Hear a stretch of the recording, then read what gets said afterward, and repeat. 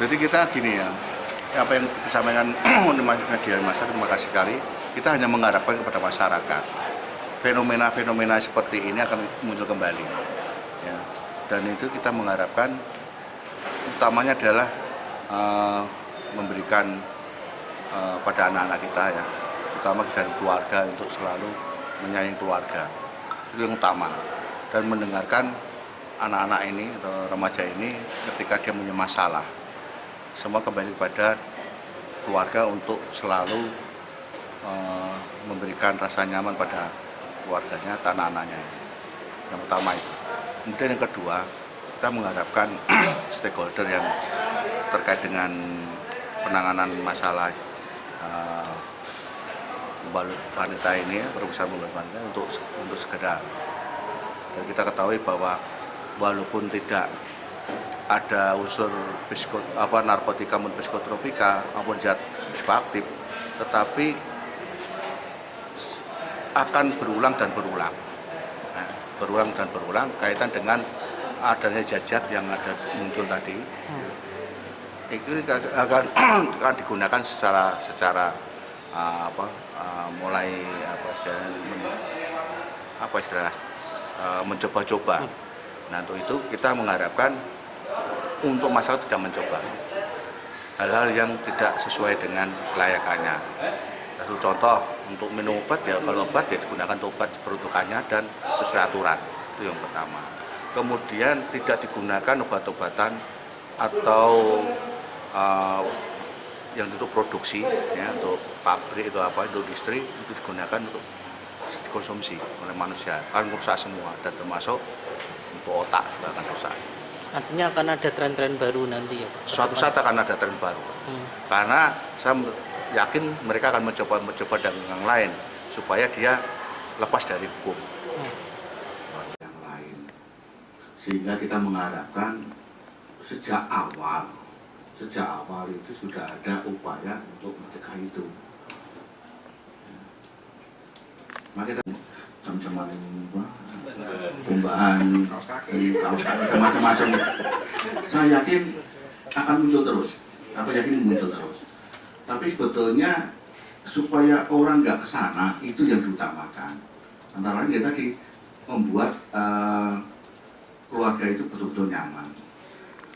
Jadi sampai kepada orang tuanya tidak salah untuk mendapatkan suatu informasi yang seharusnya. Karena yang kedua, kita mengharapkan untuk kepedulian daripada masyarakat. Sekarang ini tentang masalah edukasi kita, mungkin agamanya diperkuat, kemudian etik budi pekertinya juga mulailah dikembangkan kembali dan budaya bangsa kita ini dari timur. BNN tentunya dari tahap-tahap preventif, dan represif itulah masing-masing Dimas nanti segera membuat konsep supaya tidak melebar lebih jauh lagi, segera melakukan pencegahan berupa sosialisasi atau forum-forum resmi, forum.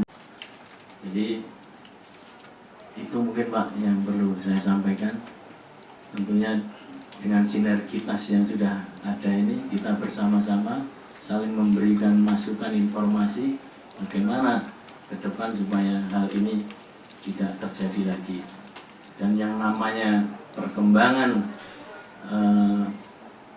pakai atau pengguna narkoba atau sejenisnya yang belum digolongkan narkoba bisa kita cegah Pak.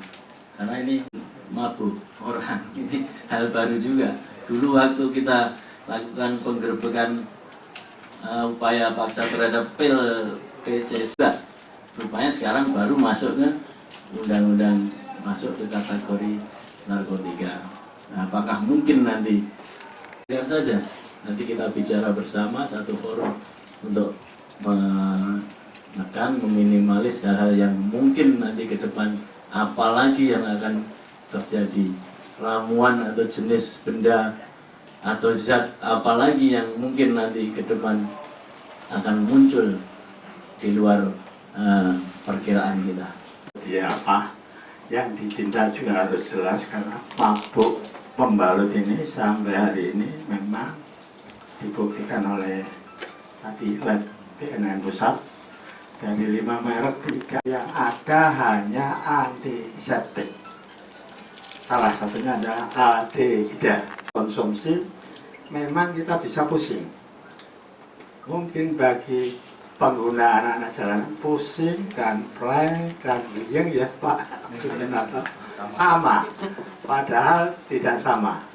Kalau pusing itu sendiri, kalau play itu dengan kajian serius mungkin akan dikembangkan kajian ini dengan stakeholder yang lain. Beliau itu vertigo, dia muter-muter, play